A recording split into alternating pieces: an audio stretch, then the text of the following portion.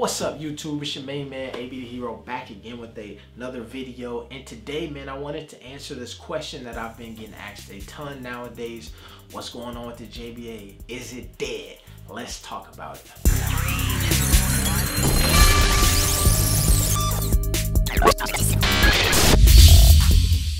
This is definitely a question that I get a lot. Instagram, Twitter, here on YouTube, on the comments, DMs, all that stuff. A lot of folks ask me what's going on with the JBA. Super fans, top fans, and we just love it so much and we want to know. I can't wait for another game. I miss it. I understand. Trust me. If anybody understands, man, JBA, I love the JBA. It was a good time. But what I will try to do is answer that question for you. Also, what I want to do to kind of close out this year is answer whatever questions that you have in a series of Q&A videos.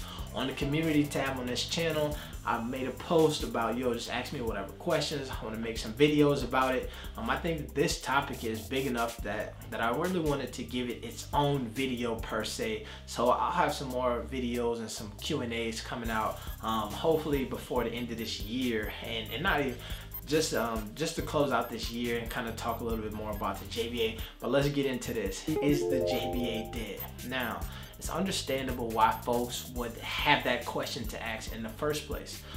When you look at the cancellation of the Asia Tour, the second leg of the World Tour, JBA USA World Tour, then you look at Melo going back to high school, you look at the video and the interview that I had with LeVar. He kind of talked about the future of the JBA and how it was going to be a future, but it may look a little bit different. I think that it has opened up a lot of possibilities that people are exploring. So in this video, I kind of want to talk about some of those things. And like I said, a lot of this is just my opinion and my thoughts on the situation. That's kind of what we do on this channel. So let's get started. The Asia Tour being canceled. I personally wouldn't read too much into that if I was trying to determine on whether the JBA was coming back next season. If you really watched a lot of those games and you follow the JBA, you'll see that a lot of those players just banged up. 2.5 months of traveling the world, traveling through Europe, country to country, and playing some basketball versus some tough opponents.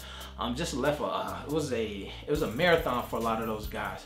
When you think about Jordan Ray, who he just posted this picture on his Instagram, and everybody's like, "What happened to your hand and your foot, bro? What's going on?" If you watched that last game in Romania, he broke his hand in that game and missed probably about the last 3/4 of that game. I've seen ISO Real, who left after London to go home because he had some issues with his rib. We lost Taco to a knee injury, Nate Morris knee injury. Big Jelly has some stuff going on with his heart. And Jello Ball, who was pretty much the Iron Man of this whole thing, who was dealing with an ankle injury of his own throughout the entire JBA USA World Tour. So a lot of those guys just needed that extra month home to be able to recover and recuperate, because a lot of them have aspirations to go play on the next level, G League, hopefully NBA. So that is pretty much more so the reason why that second half of the tour was canceled, is they just need some time to recuperate. Now they could have replaced them with new players, but that's a whole nother thing in itself. Then you got Melo in high school right now, dominating. To me, I think that's a positive and a negative if you're trying to figure out whether or not the JBA is coming back next season. I think it's a positive because you see the level that he's playing at in high school basketball. I think it speaks volumes to the caliber of players that were in the JBA and the level of competition. When you look at a Melo Ball, who looks like a much better player than the last time he was in high school to now, you can see that his game developed through this JBA system. Then you think about the games that he played and the battles he had over on the JBA USA team during the World Tour. It shows the credibility of a lot of those games when you think that this high school thing really looks easy for him, right? I think that, so that's all a positive, especially if you're a JBA player who has some aspirations to continue to play. I think that it adds some validation to what you all were doing. I think the one negative though is that when you look at the JBA or from the business perspective, with Melo just touring, playing high school basketball, especially for a nationally touring program, it gives you one of the best elements of the JBA USA World Tour here in the United States. You get to go to these games, you have fanfare, and you don't have to pay for the arena or any of the production of the game, but you also get to throw a pop-up shop. That was the beauty of the JBA USA World Tour, and I think in that interview that I had with LeVar, that's what he was alluding to when he talked about the success of the World Tour, is that it was more so that you could just show up, play a game, sell your merch, interact with all the fans, create these experiences for people, and you don't have to eat the cost of the arena, the game day production, and all of these things. So that's a benefit. That's a complete opposite of what you got with the JBA season, where you had pretty much 16 stops where you had to organize and arrange everything. Pop-up shop, the game, the referees, all of these things in these big arenas. I think too, so I think that that's the negative from it. But I think that from what I've seen in other people's content, they credited the success of the USA Tour with the amount of fans in attendance and all that stuff. And while there was a lot of folks who came out to support the games, I don't think that that was the biggest part, and a lot of that wasn't even due to like the places that we were playing. This JBA USA team brought out a lot of folks and filled up the arenas. But I think too, one of the things that is a positive for the JBA USA season is that when we watched a lot of those pro teams play, they didn't have these big NBA arenas or these huge arenas that we played in. They played in some a bunch of smaller gyms, pretty much the size of that like all-star game in Chicago, where it was packed house, a decent amount of folks in there, felt like a great game, it's a very great atmosphere, but it wasn't an arena that will hold 10,000 people and cost you $1 million to have it for one day. So I think that that's a positive for bringing the season back, is that you realize, yo, we could maybe have some smaller arenas, have a great events here around the country and do it big. But it's a beautiful thing when you can just get fans from around the world. I think that also something that I think that people don't realize is when we were traveling, we had a lot of folks with us. The Ball in the Family show was taping. You had a documentary crew making a series about the JBA. You had the production crew for the JBA games. So like, it's just a lot of content. Between now and when the next season starts, you never know what can happen with that content, right? Those JBA games could be valuable to some folks who want to be able to re-air those games.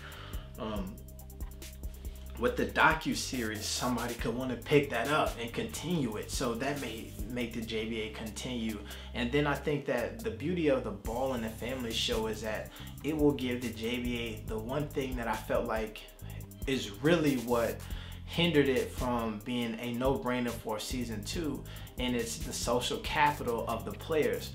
The beauty of having LaMelo, Jello, and LeVar at each game is that they bring their own stardom, they bring their own fans, so no matter what, they just like rock stars in there. In Macedonia, there was a time where in order to get Jello out of the building, like the staff, they had security and the staff had to get around him and help him out, right?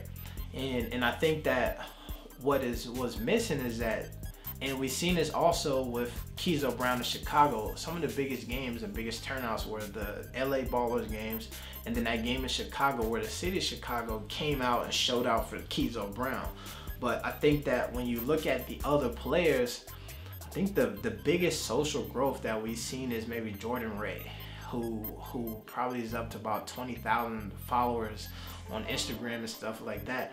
I'm sure that has a lot to do with his reoccurring character on the Ball in the Family show.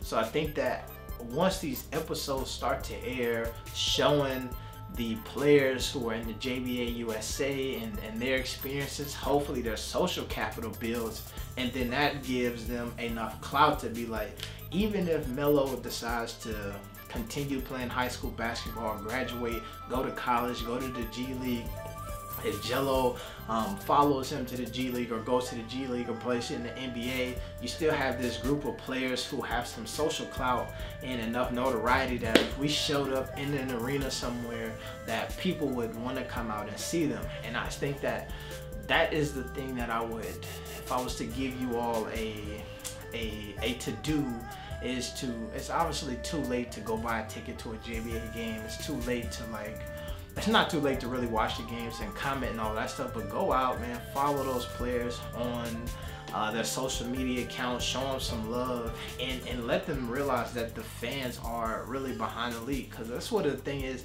a lot of folks hit me like, man, I really miss it, what's going on? And if that's the case, then I would say put people in motion to go out and show those players some love. I think the last time I seen on the JBA account, it was like 400,000 followers on their Instagram, and then like I said, the player outside of Jello and Melo with maybe the most followers is Jordan Ray with like 20-some thousand at this point. So go get those other dudes' social accounts up.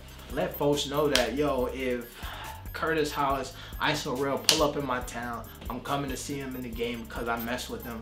I think that there's a ton of guys, even the Facebook page has like 100,000 plus followers and stuff. So all of those people kind of enacted their social capital and gave these players a little social clout. I think that that would be the beauty, that would be a beautiful thing, and that would also push folks in the direction to bring the JBA back. So now, I say all of that to say this.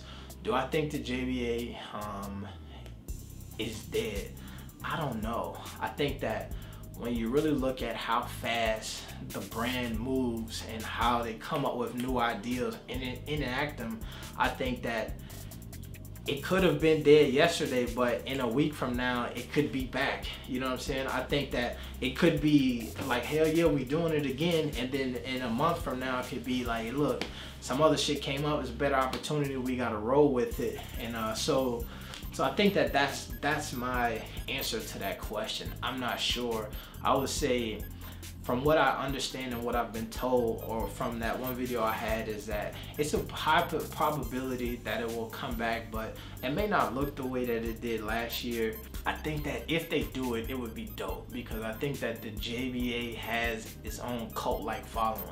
And while it's not like as big as the NBA, I think that it definitely rivals in some regard at least the G League as far as popularity goes. I think that if you go through the NBA or ESPN and you look at the highlights, even though it's only Melo, I think that there's more people who talked about the NBA, I think that there's more folks who talked about the JBA on major sports media networks this year than they did the G League.